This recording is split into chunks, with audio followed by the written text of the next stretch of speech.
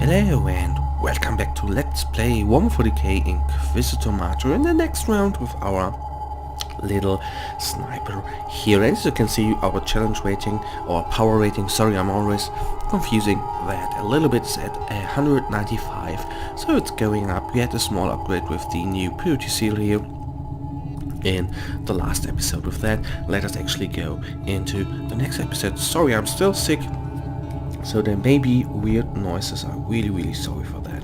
And what mission shall we actually do? Let us take a quick look, and here we have another Nurgle infestation, but this time at a rating of 264, which, you know, is a little bit more difficult. Let's just hop into the description right here. So the background shall pop up now. Alright. Tainted creatures, possessed beasts are taking over the hallways of an imperial complex. Their occupants lay enthralled or slain. The planetary defense force is whimpering for help, while corruption is spreading like a necrosis on a mangled limb, threatening with a warp breach. Deploy and exterminate. Destroy several Nurgle breeding sites that spawn cohorts of the Plague Lord. And I know, guys, sorry, this is the same mission which we played in the last episode. I'm sorry for that. I think the enemies are going to be a little bit different, because I've seen a dreadnought there which we haven't faced last time. But as you have seen, a Plague Orgwin, a nice one as well, but that one we had the last episode. But here we have the dreadnought. But you know, from the challenge level, it was the best choice, I think. So with no further ado, let's jump into the mission. Auger scans indicate extremely lethal outbreaks in this area. We have managed to find the source. Data construct shows temporal rifts and increased warp activity. Extreme caution. Yes, that will do. And this episode shall be a little bit more challenging than the last one was, hence the power rating of this mission. As you know, I don't particularly like the digital weapons, because it just increases your critical hit chance, and I prefer it to be constant, so constantly increase the critical hit chance. But I thought in the off there, why not just, use it? It doesn't hurt you, and at certain times just pressing the 3 button to get a increased critical hit chance ain't too hard to do, actually. Oh, there were some nice hits in there, although quite a lot of them hit us. That was not the right way. But you see, the thing is, if we run away, then there we are, and they're all lining up and can be killed with the famous hot shot, which is quite nice. Let's get one here as well, and I will try. Oh shoot, at least that guy is down, the summoner is down, which helps us out as well.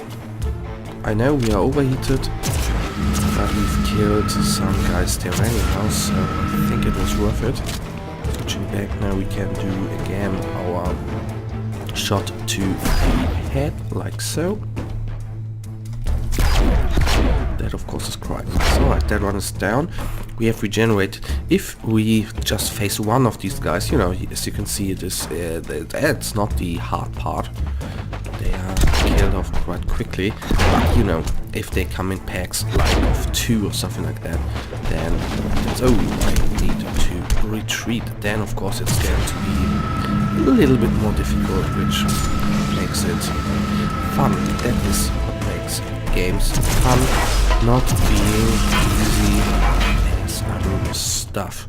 Alright, okay, there were a couple of enemies, and I think there's a gate here. Alright, so then we can already face the second gate, which of course is not too bad. So let's see. And there was a good hit. That is nice. So you see, digital weapons are quite nice. If it's activated, you do really some critical hits. Protocol completed.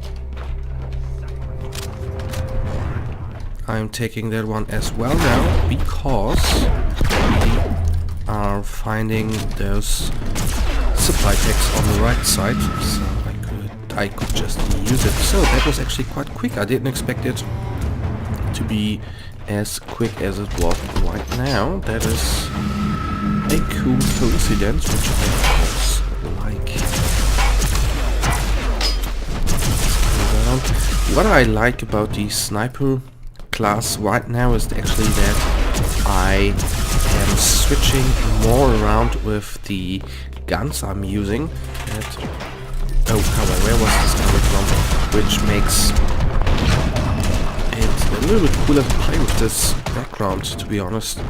Alright, we have to take them down one by one. So one aimed shot might be enough, so let's see whether that's going to be the case for... Okay, this one of course is going to be the case, but for the next one, once... Okay, there we are. Let's do a aim shot there. And... Okay, one shot is good enough for that. That's quite nice. Now I have a good solution against these turrets, where I didn't have a real solution before, so that's actually quite nice. So again, as you can see, we have already found one head off. So I see the skulls, I see the trap there. Okay, I haven't seen that before.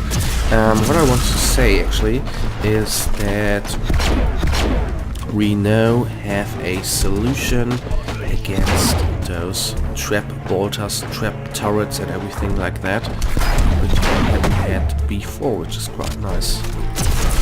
Kill the Marauder before he's dead, and the prismatic shot there, you can see it is really useful. That is quite nice. I know it always takes a little bit to get used to certain backgrounds here, but as you can see, it is working out. I'm slowly really getting used to it, switching the guns and doing the right jazz there, which of course is cool. And I like prismatic shot as well. Yes, that's right. Alright, line up, guys. Okay, that shot wasn't... Oh, it was not the bad. It was not the baddest of all. So I need my sniper rifle back in a second. Switching. Go back. Please, go back. Like that. Okay, that was... I was safe there in the last second, actually. Alright, and there you can see the prismatic shot is nice as well. It does quite a lot of damage, and when the smaller enemies are lining up behind the big guy, there you can see it does the damage it has to do, and that is so nice that, you know, you need to switch weapon afterwards, but it's completely fine if they have survived enemies, and there you can see it is quite amazing. Nice.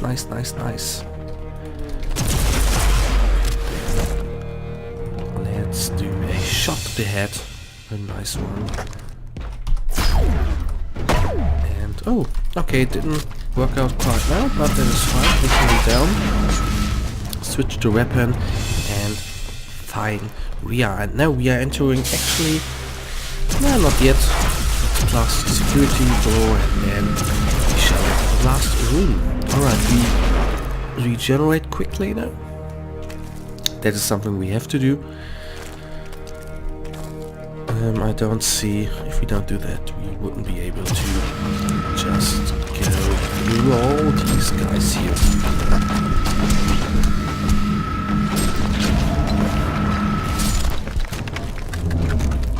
And okay, here we are.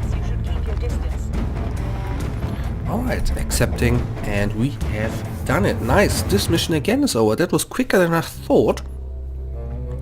That actually is quite nice. I thought it would take a little bit longer because the difficulty was higher than in the last episode. But anyhow, that is quite nice. That is what I need.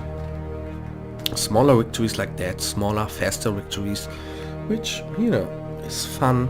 On the other hand, to have a mission which is faster.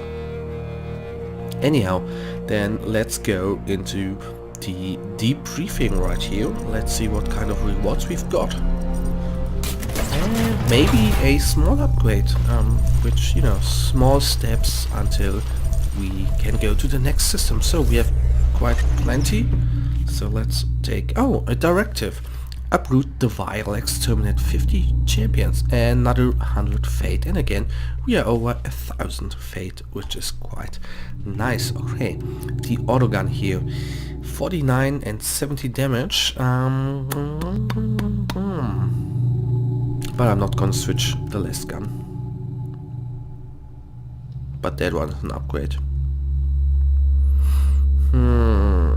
But I'm not taking it. That one is not an upgrade, not an upgrade, and upgrade. And that, guys, brings us to the end of this episode. I really thank you for watching. If you enjoyed this episode, please give me a thumbs up and subscribe. And, well, I will see you in the next episode. Until then, have a nice day. Stay frosty. Bye.